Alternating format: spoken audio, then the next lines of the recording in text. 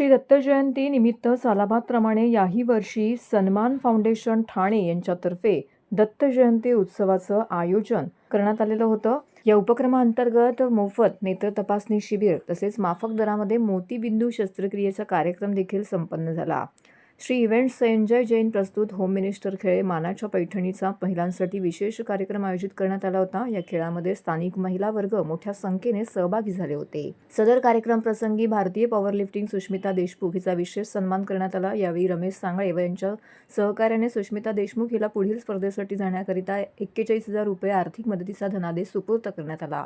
यावेळी कार्यक्रमाचे आयोजक भारतीय जनता पार्टी ठाणे शहर उपाध्यक्ष संस्थापक अध्यक्ष सन्मान फाउंडेशन सुधागड तालुका रहिवासी सेवा संघ ठाणेचे सरलागर रमेश सांगळे तसेच भारतीय जनता पार्टीचे चिटणीस नौपाडा मंडळाचे रेवती सांगळे सुधागड तालुका रहिवासी सेवा संघाचे पदाधिकारी जय गणेश दळवी दत्ता सांगळे रोटरी क्लबचे अध्यक्ष दिलीप कर्वे त्यांच्यासह प्रमोद नेमाणे संतोष आहेर सुयश जयस्वाल सचिन निकम सुयश बेलेकर सौरभ चव्हाण प्रसाद बेलेकर कुणाल नेमाणे आयुष बांदल प्राची नेमाणे अनिता आहेर शिल्पा बांदल प्रियांका बेलेकर तेजश्री फाळके अर्चना दळवी मेधा निकम माधवी जाधव शलाका जाधव भाग्यश्री जाधव निकिता नागते मनीषा मालुसरे अमृता वाडकर इतर पदाधिकारी स्थानिक नागरिक मोठ्या संख्येने येथे उपस्थित होते।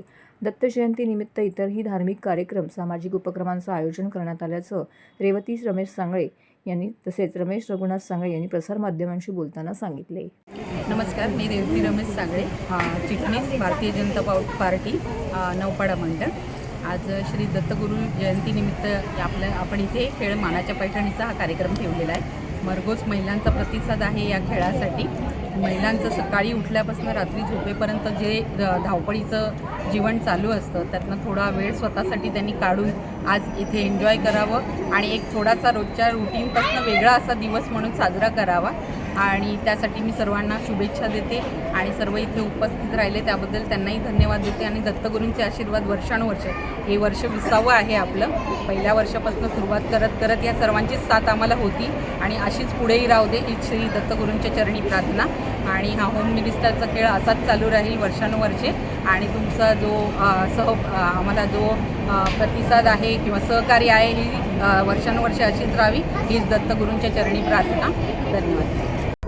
कसं आहे की दत्त जयंतीच्या पूर्वसंध्येला दत्तगुरूंच्या आशीर्वादाने गेली 20 वर्ष सातत्याने इथे मोठ्या प्रमाणावरती भक्तिभावमय उत्साह सुरू असतो आणि सुधागड तालुक्याची सुपुत्र सुष्मिता देशमुख ही एक इंटरनॅशनल लेवलला भारतातून प्रतिनिधित्व करते आणि ती एकमेव अशी मुलगी आहे आमच्या घरातली की जिनी 52 किलो वजनी गटामध्ये तिचं एकटीची निवड झालेली आहे आणि हा आम्हाला अभिमानाचा क्षण आहे। हा ठाणेकरांना नव्हे तर पूर्ण महाराष्ट्रातील जनतेसाठी अभिमानाचा क्षण आहे।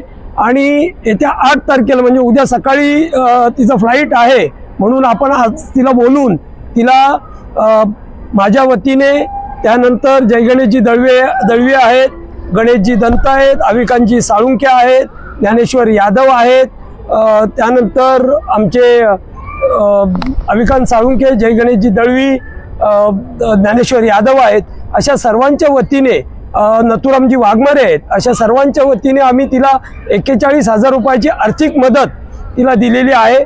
सन्मान फाउंडेशनच्या वतीने आणि आमच्या सर्वांचे जे काही हे सर्व सहकारी आहेत मी ज्यांची नावं घेतलेली आहेत त्यांच्या सर्वांच्या सहकार्याने तिला 41,000 रुपयाची मदत इस्तांबूलला टर्की येथे ती 8 तारखेला भारताचं प्रतिनिधित्व करत आहे।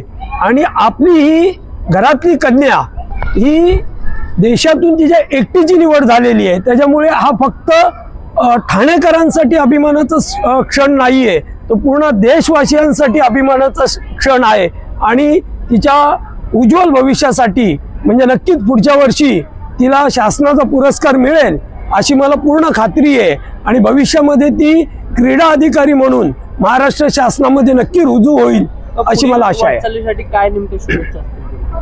कसं आहे की सातत्य तिने जे टिकवलेलं आहे या सातत्यासाठी माझा तिला सॅल्यूट आहे आणि भविष्यामध्ये तिने आपल्या देशाचं प्रतिनिधित्व करावं अशी मला आशा आहे आणि त्यासाठी मी तिला शुभेच्छा देतो। इस्तांबूल येथे होणाऱ्या टर्की येथे होणाऱ्या आता जे तिचं पॉवर लिफ्टिंगचं तिची निवड झालेली आहे, तर त्यासाठी तिला नक्कीच तिथं गोल्ड मेडल मिळेल अशी आशा व्यक्त करतो आणि तिला माझ्या आणि माझ्या पूर्ण परिवाराच्या वतीनं, सन्मान फाउंडेशनच्या वतीनं, भारतीय जनता पार्टीच्या वतीनं मी तिला शुभेच्छा देतो. सर्वप्रथम भारतीय जनता पार्टीचे उपाध्यक्ष रमेशजी सागे सर, तसेच सुधागड तालुका रहिवासी संघाचे सचिव आणि सन्मान फाउंडेशनचे अध्यक्ष रमेश सागे सर ह्यांचे मी खूप आभारी आहे की ह्यांनी दत्त जयंती 2025 या सोहळ्यामध्ये मला बोलवून आणि त्यांची पूर्ण टीम जे त्यांनी मला आर्थिक सहकार्य केले, त्यांच्यामुळे आज माझं पुन्हा एकदा एशियाला जाण्याचं स्वप्न पूर्ण होणार आहे.